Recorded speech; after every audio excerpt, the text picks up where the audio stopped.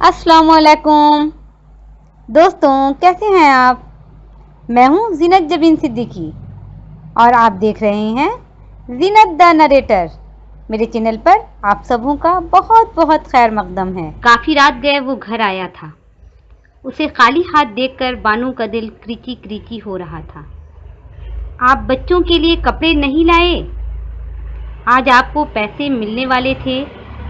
ना चाह कर भी बानू के लहजे में शिकायत दर आई थी।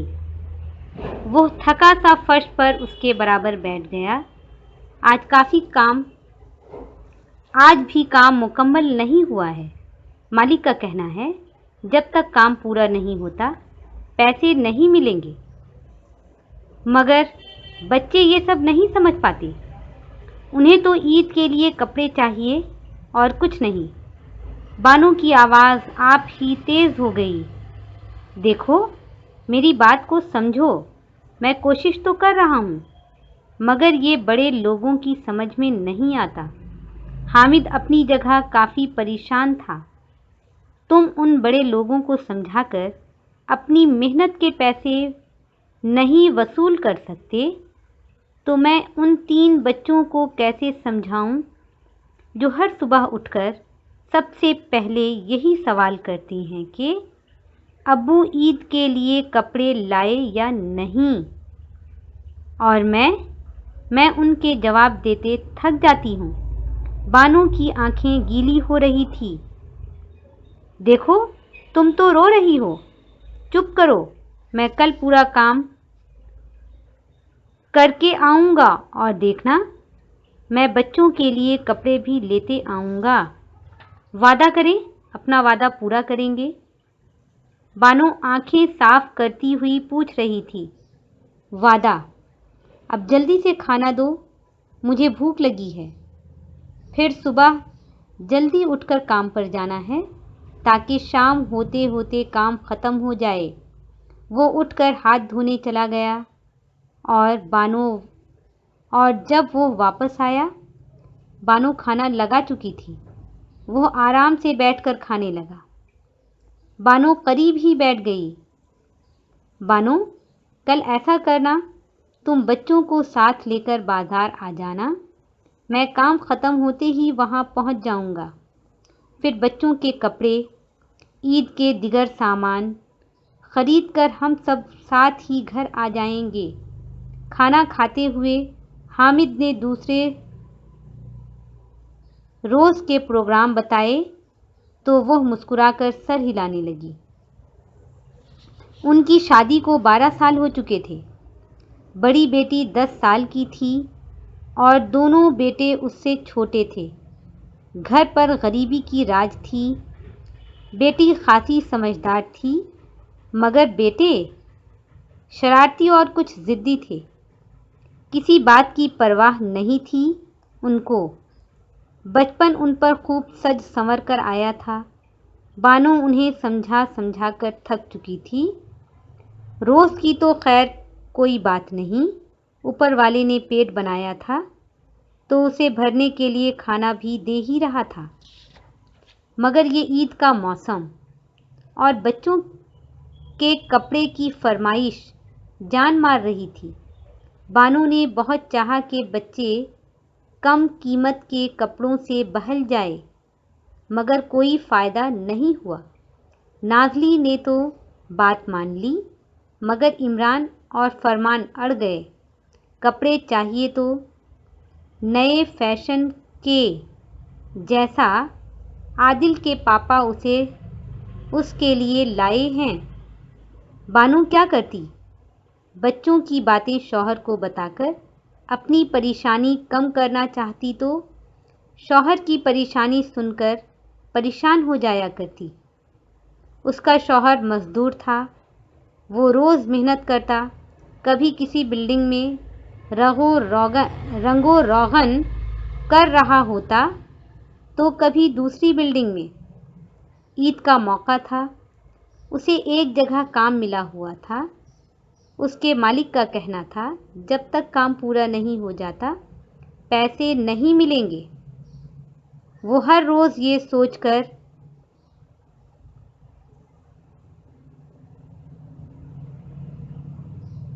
گھر آ جاتا کہ وہ ہر روز یہ سوچ کر جاتا کہ آج کام پورا کر آؤں گا، مگر کام پورا نہیں ہو رہا تھا۔ صبح وہ جلدی اٹھ کر کام پر چلا گیا۔ بانو اٹھ کر بچوں کے لیے ناشتہ بنا رہی تھی جب فرمان نے آنکھ ملتے ہی اپنا سوال دہرایا تھا۔ نہیں بیٹے، کل پیسے نہیں ملے تھے۔ آج تم سب شام کو میرے ساتھ بازار چلنا۔ تمہارے ابو آج تم لوگوں کے لیے کپڑے خرید دیں گے۔ وہ روٹی توا میں ڈال کر فرمان کو سمجھا رہی تھی اور وہ اتنا سن کر ہی خوشی سے اچھل پڑا۔ اسے خوش دیکھ کر بانو کے لب آپ ہی آپ مسکرا رہے تھے۔ فرمان نے عمران اور نازلی کو بھی اٹھا دیا تھا اور اب تینوں اس کے گرد آ کر اپنے کپڑے کے متعلق باتیں کر رہے تھے۔ بچوں کے ناشتہ کر لینے کے بعد بانو گھر کے کاموں میں لگ گئی۔ آج بچے آپس میں اتنے خوش لگ رہے تھے جیسے نئے کپڑے آنے کی خوشی میں عید ہفتہ بھر پہلے ہی اس کے آنگن میں اتر آئی ہو۔ امی، اور کتنا وقت بچا ہے بازار جانے میں؟ دونوں بیٹوں نے کئی بار یہ سوال کیا تھا اور وہ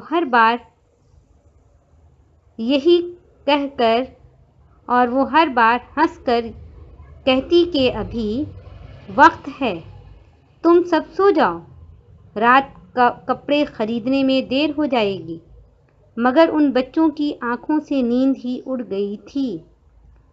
پتہ امی، میں رات بھی نہیں سوؤں گا، عمران بانو کے کندھے پر جھولتا ہوا کہہ رہا تھا۔ کس لیے بھلا؟ وہ حیران ہو کر پوچھنے لگی۔ اپنے کپڑوں کو دیکھتا رہوں گا۔ اس کے اس جملے پر بانو کی آنکھیں بھر آئیں۔ میرے بیٹے، وہ فرمان کو سینے سے لگا کر رو پڑی۔ کاش میرے پاس اتنے پیسے ہوتے کہ میں تمہارے آگے کپڑوں کا ڈھیر لگا سکتی۔ بچے حیران پریشان اسے دیکھنے لگے۔ اس میں رونے کی کیا بات ہے امی؟ فرمان ناسمجھی سے اسے دیکھنے لگا۔ فرمان، امی کو تنگ نہ کرو، دیکھو امی کے پاس پیسے نہیں ہیں، اگر ہوتے تو یہ تمہیں بہت سارے کپڑے خرید کر دیتیں، مگر افسوس۔ نازلی رک گئی۔ تو کیا کپڑے پیسے سے ملتے ہیں؟ دونوں نے حیران ہو کر بہن کو دیکھا۔ صرف کپڑے ہی نہیں، دنیا کی ہر چیز پیسوں سے ملتی ہے اور ہمارے پاس پیسے نہیں ہیں، مگر تم دونوں کیا جانو؟ بانو نے ایک سرد آہ بھری۔ شام وہ بچوں کو تیار کر کے گھر سے نکلنے ہی والی تھی کہ باہر گاڑی کے رکنے کی آواز آئی۔ نازلی دوڑ کر باہر آئی۔ کون ہو سکتا ہے؟ یہ سوچتی بانو بھی دروازے تک آئی تھی کہ اس کے قدم رک گئے۔ نازلی کے ساتھ کھڑا شخص کہہ رہا تھا، امی کو بلاؤ۔ جی کیا بات ہے؟ بانو نے پردے کے پیچھے سے پوچھا۔ تمہارے شوہر کی آنکھوں میں گرم گرم چونا پڑ گیا ہے، اسے کافی تکلیف تھی، اس نے مجھ سے منت کر کے کہا تھا کہ یہ خبر تم تک پہنچا دوں، ورنہ تم پریشان ہوتی رہو گی۔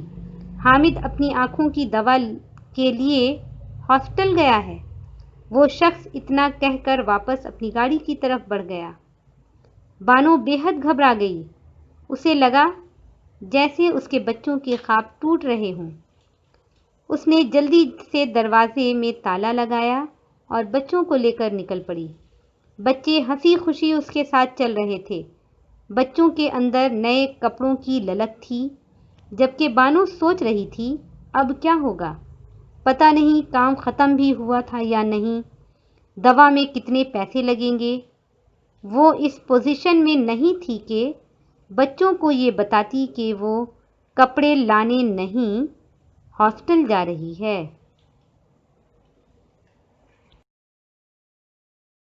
اس کہانی میں آگے کیا ہوا، یہ جاننے کے لیے میرے اگلے ویڈیو کا انتظار کریں۔ تب تک کے لیے مجھے اجازت دیں۔ اللہ حافظ۔